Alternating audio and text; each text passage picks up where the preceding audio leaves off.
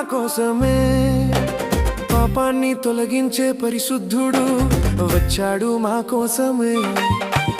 చీకటి తొలగించే శ్రీమంతుడు పుట్టాడు మా కోసమే. పాపాన్ని తొలగించే పరిశుద్ధుడు వచ్చాడు మా కోసమే.